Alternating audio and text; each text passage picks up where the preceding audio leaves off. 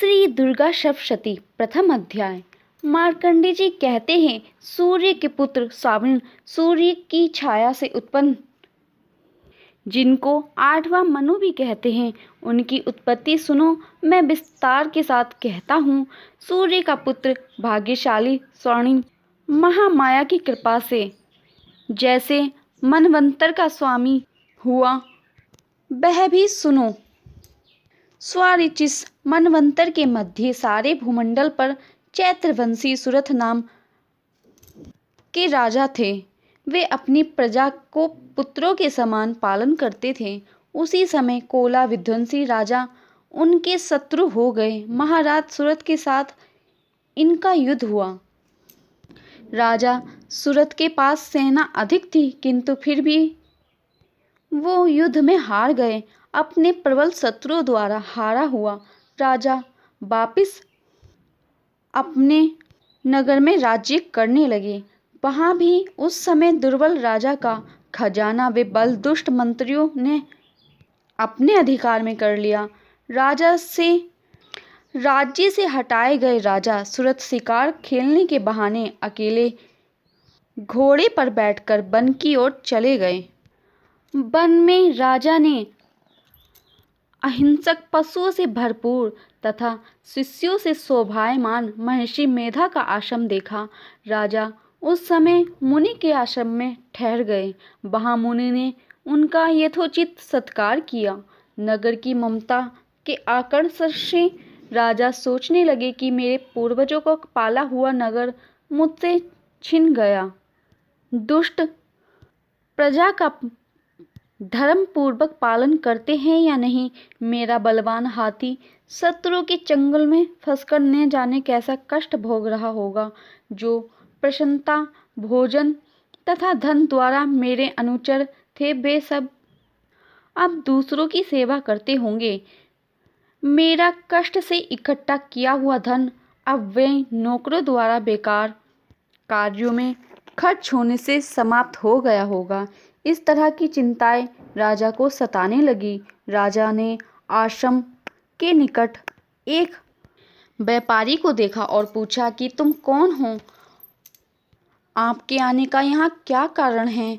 तुम शोक से दुखी दिखाई पड़ते हो। राजा के नर्म वचन सुन के व्यापारी विनय पूर्वक बोला, मैं धनिक कुल में उत्पन्न हुआ हूँ। मेरा नाम समाधि है। मेरे दुष्चरित पुत्र और पत्नी बंधुओं ने धन के लोभ से मेरा धन छीन कर मुझे निकाल दिया, इसलिए मैं वन में चला आया हूँ। अपने परिवार के आचरण से सुख दुख के विषयों में अब तक कोई समाचार नहीं मिला।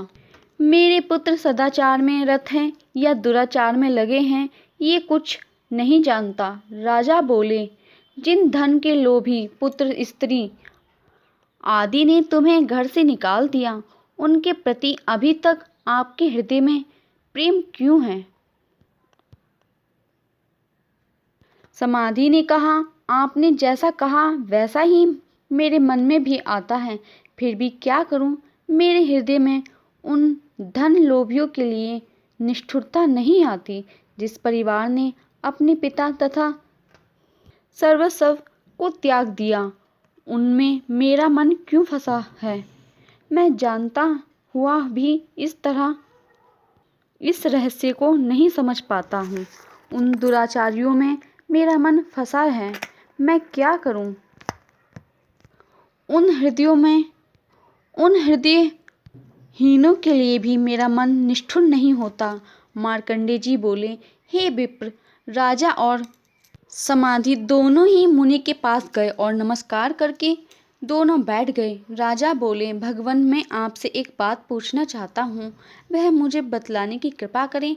मेरा मन बस में न होने के से कष्ट होता है। छूटे हुए नौकर चाकर खजाना आदि की मुझे चिंता नहीं है, और यह जानते हुए भी मेरे लिए कि वह मेरे नहीं हैं, एक अज्ञानी की तरह मुझे उनसे मोह है।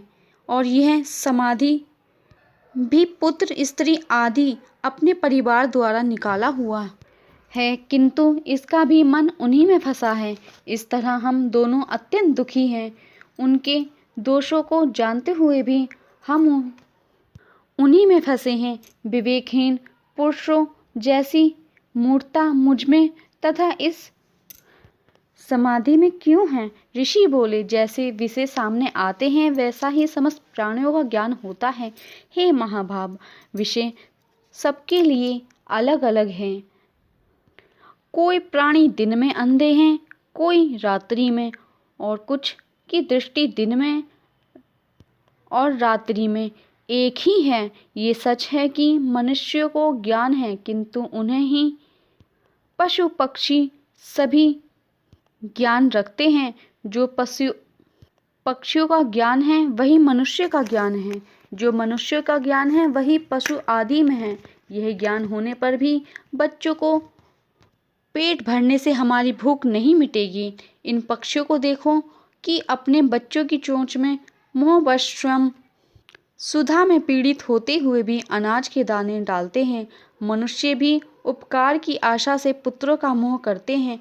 क्या तुम यह नहीं देखते कि संसार पालक विष्णु की महामाया के प्रभाव से मनुष्य ज्ञानवान होने पर भी मोह माया में फंसे ही रहते हैं? इसमें कुछ आश्चर्य की बात नहीं है, क्योंकि जगतपति भगवान विष्णु की योग निद्रा महामाया में संपूर्ण जगत मोहित है। यह चराचर जगत को उत्पन्न करने वाली भगवती ज्ञानी पुरुषों के मन को भी मोह में फंसा देती है।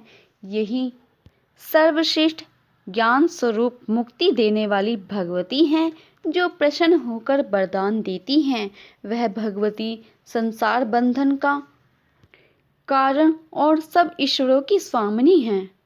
यह सुनकर राजा सुरथ ने पूछा, भगवान, आप जिसे महामाया कहते हैं वह भगवती कौन है? वह कैसे उत्पन्न हुई और उनके क्या कर्म हैं? हे ब्राह्मण, मैं उसकी स्वरूप, उत्पत्ति और स्वभाव आपसे सुनना चाहता हूँ। ऋषि ने कहा, वह भगवती नित्या जगत मूर्ति है। ये संपूर्ण जगत उसी का बना हुआ है। फिर भी भक्तों के हित के लिए अनेक प्रकार से उनकी उत्पत्ति हुई है। वह मैं कहता हूँ, सुनो। जब देवताओं का कार्य सिद्ध करने के लिए वह उत्पन्न होती हैं, तब नित्य होने पर भी वह उत्पन्ना कहलाती हैं।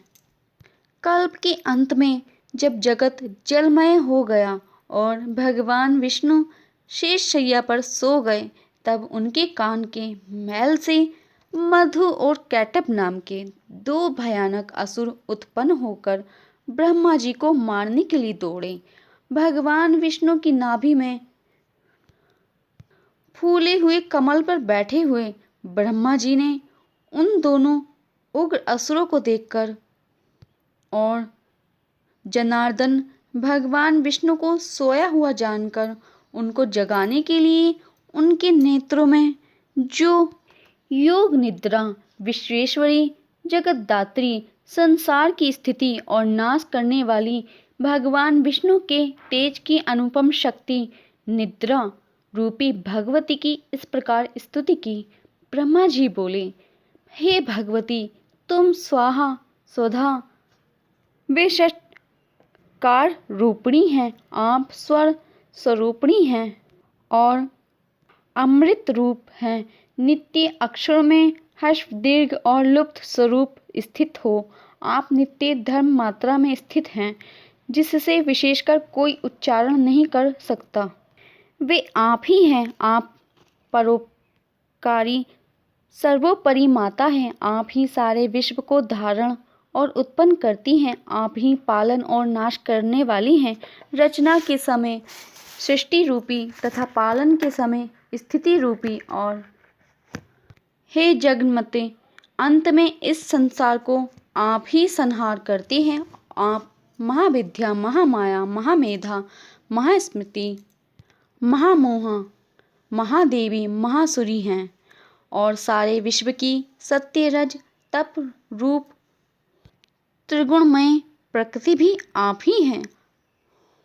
भयावनी कालरात्रि, महारात्रि और मोहरात्रि आप ही हैं। आप ही ईश्वरा हैं और आप ही ज्ञान लक्षण बुद्धि हैं। लज्जा पुष्टि तुष्टि शांति और दाति आप ही हैं। खड्ग शूल और गदा वज्र धारण करने वाली हो, शंख धनुष बाण सुंडी धारण कर रही हो, सौम्यतरा हो, अर्थात सब वस्तुओं से बढ़कर सुंदरी हो। आप देवों में सर्वोपरि हो। हे अखिलात्मक के संसार की सत वस्तुओं की शक्ति आप ही हैं। और क्या स्तुति करें, आपने संसार के निर्माता पोषक और विनाशक भगवान विष्णु को भी निद्रा के बस में कर दिया है, इसलिए आपकी स्तुति करने में कौन समर्थ है। मुझे और भगवान विष्णु को आपने ही शरीर धारण कराया है, इसलिए स्तुति करने की किसकी सामर्थ्य है। हे देवी, आपके ऐसे उदय प्रभाव के द्वारा ही आपकी स्तुति होती है। हे देवी, आप इन मधुकैटभ असुरों को मोह के बस में करो और इन राक्षसों को मारने के लिए उन्हें प्रेरित करो।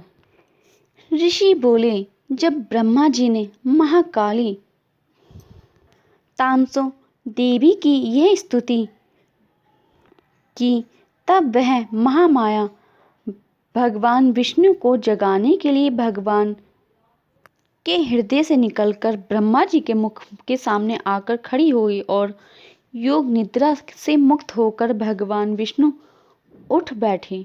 भगवान विष्णु ये देखकर उन दोनों से युद्ध करने लगे। इस प्रकार उन राक्षसों से भगवान विष्णु का 5000 वर्ष तक युद्ध हुआ।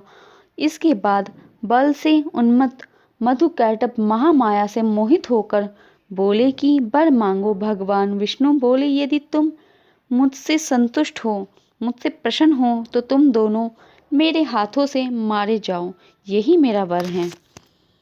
मेधा ऋषि, हे राजन, जब वे दोनों वचनबद्ध हो गए तो सारे संसार को जलमय देखकर उन दोनों ने कमल नेत्र भगवान से कहा, जहाँ भूमि जलमय ना हो वहाँ हमको मारो। विष्णु जी ने कहा, ऐसा ही होगा। यह कहकर जंघा पर दोनों के सिर रखकर चक्र से काट डाले। इस देवी का और प्रभाव सुनो, मैं कहता हूँ। इस प्रकार मधुकैटभ वध नामक पहला अध्याय संपूर्ण हुआ।